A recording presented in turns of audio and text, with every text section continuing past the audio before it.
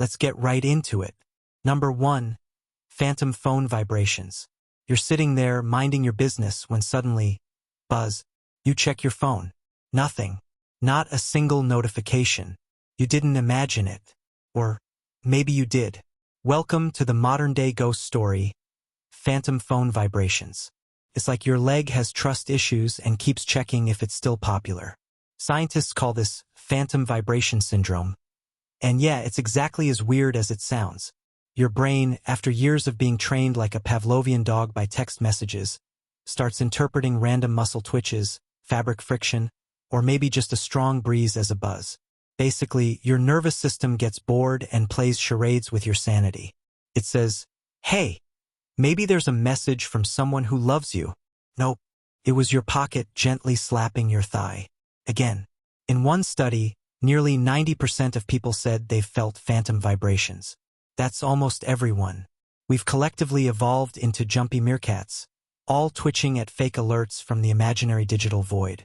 It's not a bug, it's a feature. Your brain is trying to keep you socially connected, even if that means hallucinating a text from your ex at 3 a.m. Number 2. Exploding head syndrome. Sounds dramatic, but don't worry, your skull isn't going full Michael Bay. Exploding head syndrome is what happens when your brain decides to end your day with a casual non-existent grenade. You're just about to drift into sleep, and bam!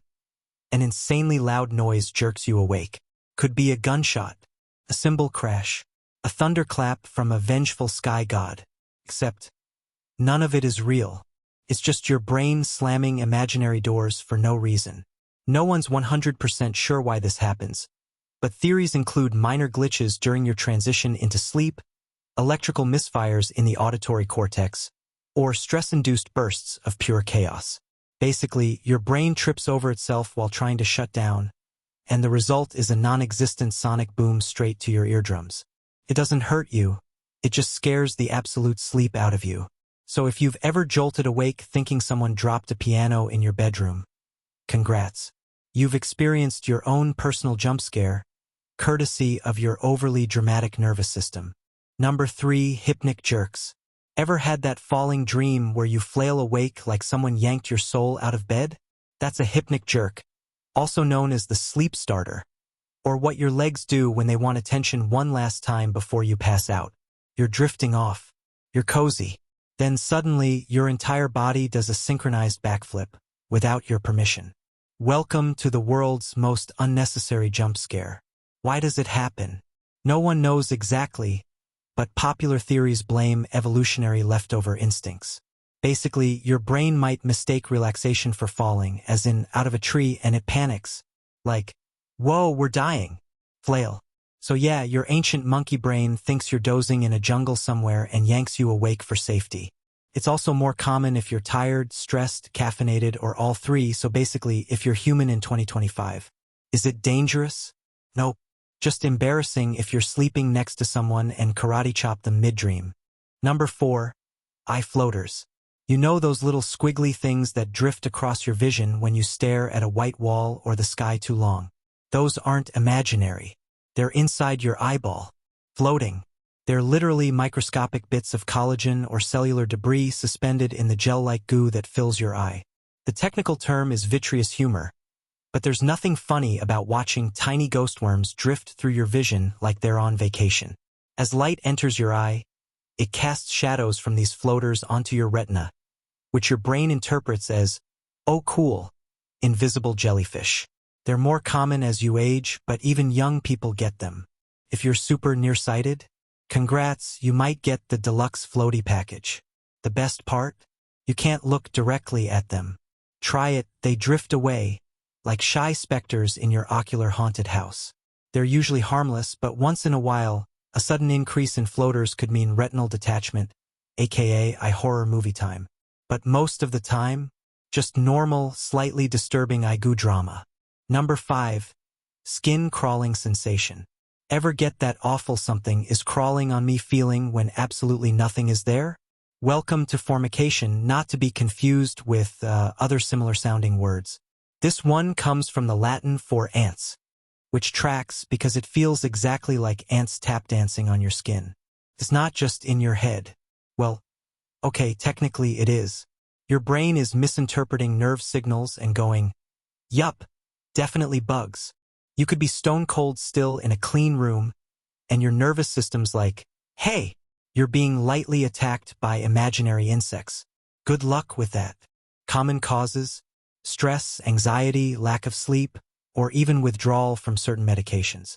Sometimes it's neurological, like with Parkinson's or fibromyalgia. Other times, it's just your body screaming, something's off, by giving you a phantom ant parade. People under high stress or dealing with insomnia report this the most, and it gets even worse when you focus on it. The more you notice it, the more your brain goes full exterminate mode. Fun twist: if it happens often enough, some people become convinced they really are infested. A delusion called Ekbom syndrome. That's next-level nightmare fuel. So yeah, your nervous system is perfectly capable of staging a horror movie on your skin just because you skipped lunch and forgot to hydrate. Number 6. Sleep paralysis demons. You wake up. You think you're awake. You can see your room. You can hear things. But you cannot move. Oh, and also, there's something standing at the foot of your bed. Just chilling. Watching. Maybe breathing weirdly. Sleep paralysis. The award-winning combination of being conscious while your body is still in REM lockdown, sprinkled with night terrors and topped with existential dread. It happens when your brain wakes up before your body does. You're stuck in a biological deadlock where you're alert, but your muscles are like, nah, we're still offline. Meanwhile, your half-awake brain starts hallucinating. Shadows move. Figures appear. You might hear whispers, breathing, footsteps. Basically, your brain takes the haunted house setting and turns it to max volume. Why does this happen? Stress, irregular sleep, PTSD, or just terrible luck? It's common in people with narcolepsy, but regular folks get it too. Sometimes after pulling all-nighters or sleeping on their back like a human invitation for shadow people. The worst part? The sense of absolute dread that comes with it. People often report feeling like they're about to die, or that something is evil. And your brain's like, yup, seems legit, while you just lie there trying not to scream, because you physically can't. The hallucinations are actually culturally influenced. In Japan, it's a vengeful ghost. In Newfoundland, it's a witch. In the US, it's usually a demon or alien. So not only does your brain betray you, it does so with regional flair. Number 7. Auditory Pareidolia. Ever hear your name being called when nobody's there? Or think the wind outside sounds like whispering? That's your brain doing a little improv.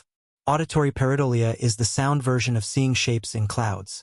Except this time it's your ears tricking you into thinking your microwave is talking. It's not hallucination, it's pattern recognition gone rogue. Your brain is too good at finding meaning in noise. That random static could be a voice. That creaky floorboard might be someone calling you. Your brain is wired to prioritize human voices, especially your own name. It's like a built-in alarm bell. So even a hint of that sound gets flagged as important, even if it's just the air conditioner wheezing. It's common when you're tired, anxious, or somewhere with low-level noise, like a fan, traffic, or white noise. Your brain tries to make sense of it, and sometimes decides, yep, that's definitely a ghost whispering compliments. In spooky environments, this effect gets stronger. That's why people hear voices in EVP recordings on ghost hunting shows. It's not ghosts, it's your brain pulling a sonic Rorschach test. So the next time you hear your name in the shower and panic, relax. It's not a haunted shampoo bottle. It's just your brain doing interpretive dance with your eardrums. Number 8. Gut feelings. You know that tight knot in your stomach when something feels off? That's not just anxiety, it's your second brain talking. Yes, your gut literally has its own neural network. It's called the enteric nervous system, and it's got over 100 million neurons. That's more than a cat's brain. Your intestines are basically smarter than your high school geometry teacher. This system doesn't just digest tacos, it sends and receives signals from your actual brain. So when you say, I had a bad feeling about that, it's not poetic, it's neurological. Stress can mess with your gut's whole vibe, causing bloating, cramping, and those run-for-the-bathroom moments. But what's wild is how much the gut sends signals to the brain. can affect your mood, cognition, even decision-making. Some researchers believe this is why people with IBS and other digestive disorders often report depression and anxiety. Your gut might be literally dragging your emotions down with it. So yes, your stomach has opinions.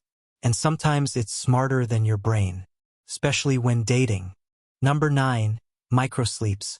You're in a meeting, or driving, or reading this sentence. Suddenly, blink, you lose a few seconds. No memory, just a weird jump cut in reality. Congrats. That was a microsleep. Microsleeps are tiny, uninvited naps your brain takes when it's dangerously tired. We're talking half a second to 10 seconds long. You might still have your eyes open. You might even keep talking or walking, but your brain just slammed the BRB sign down and dipped. It's like your body's running on fumes, and your brain goes, all right, just 5 seconds. No one will notice. Meanwhile, you miss the road sign, forget a sentence, or spill coffee on your soul. They're sneaky and scary, especially while driving. You can literally fall asleep with your eyes open, cruising at 60 miles per hour, while your brain momentarily reboots like a crashing laptop. Microsleeps happen most when you're sleep-deprived, pulling all-nighters, long shifts, or binging a show until 3 a.m. like a gremlin. Your brain fights to stay awake, loses, and starts slipping into sleep slices. What's freaky? Your brain can't tell you had a microsleep, so you just wake up mid-conversation wondering why everyone's staring. If you're experiencing these often, go to sleep.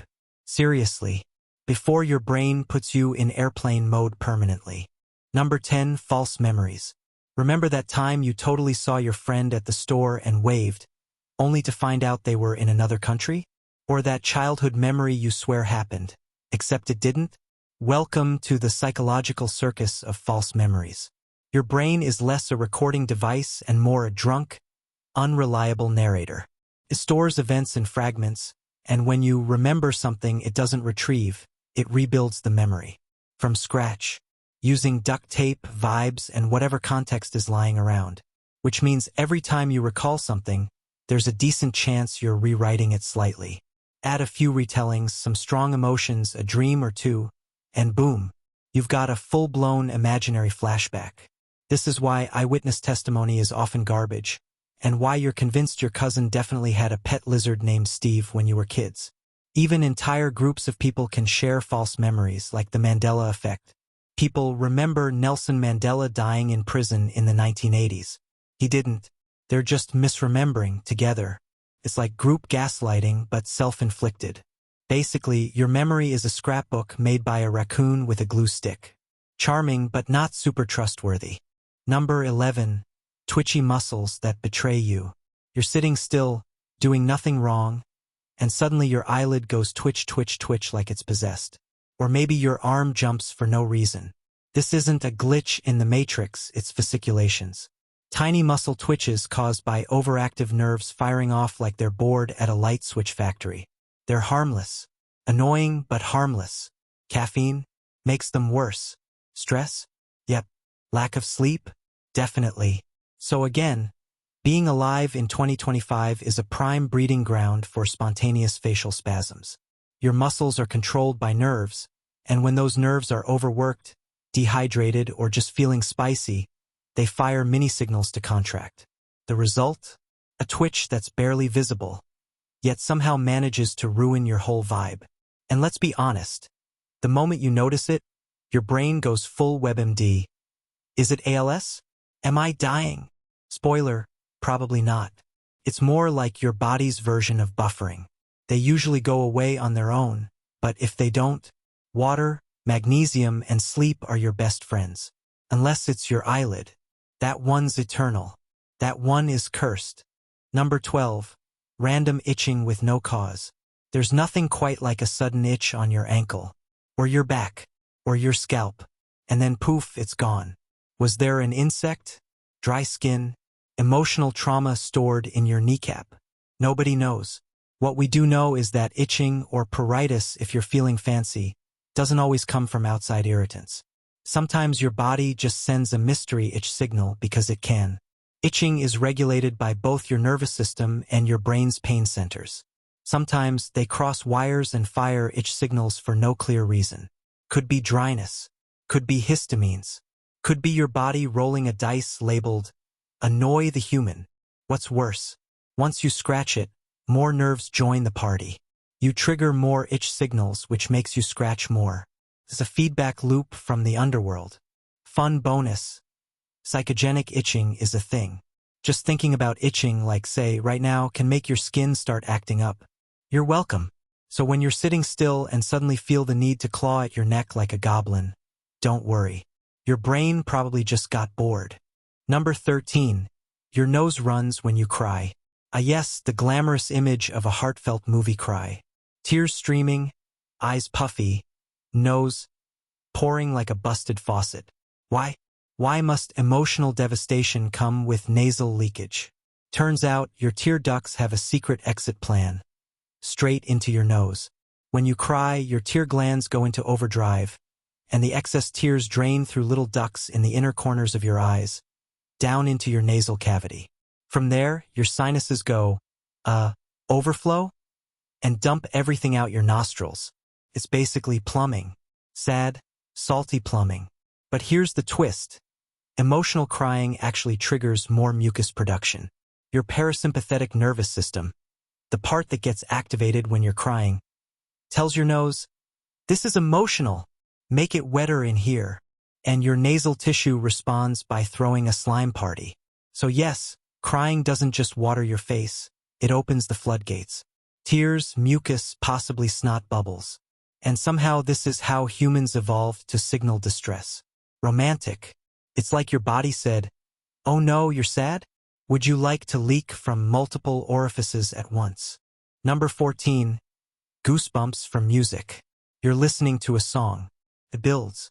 The vocals hit. That perfect beat drops. And suddenly shiver. Goosebumps. Full body. Like your skin is emotionally reacting without your consent. This is called a frisson, a French word meaning shiver, because of course the French made feeling things fashionable. It's your nervous system doing a mini emotional fireworks display in response to intense stimuli, like music, art, or a powerful speech. When it hits just right, your brain floods with dopamine, your heart rate shifts, and your muscles contract slightly, giving you that shiver-tingle sensation. And yeah, it's often accompanied by goosebumps because your sympathetic nervous system gets a bit too excited. Why goosebumps, though? Because evolution is lazy. Back when we were hairier creatures, goosebumps helped fluff our fur to appear larger or stay warm. Now, no fur. Just awkward arm pimples and feelings. Only around 50% of people experience musical frisson, and it tends to be folks who are more open to emotional experiences or have stronger connectivity between their auditory and emotional brain centers. So if you get chills from music, congrats. You're either highly emotionally attuned or just very dramatic. Possibly both. Number 15. Your immune system gets depressed. No, really. Your immune system doesn't just fight germs. It also catches feelings. If you're chronically stressed, anxious, or emotionally down for long periods, your immune response literally weakens. Stress triggers the release of cortisol, which is helpful short-term. It's your "we're in danger" hormone. But long-term exposure to high cortisol levels suppresses immune function. Your body becomes slower to fight off viruses, slower to heal, and just generally more meh. It's like your body gets emotionally burned out and says, yeah, I'll deal with that cold later. Even loneliness can wreck your immune system. Studies show that people who feel socially isolated have increased inflammation and worse immune regulation. Your white blood cells basically go, what's the point? And lie down in the dirt. So yes, emotional wellness is physical wellness. Your body systems don't operate in separate rooms. They gossip. They influence each other. And when your brain is going through it, your immune system's like, ugh, same. The irony? You can literally worry yourself sick. That's all for today. I'll be making similar videos in the future. Subscribe to see them. ****.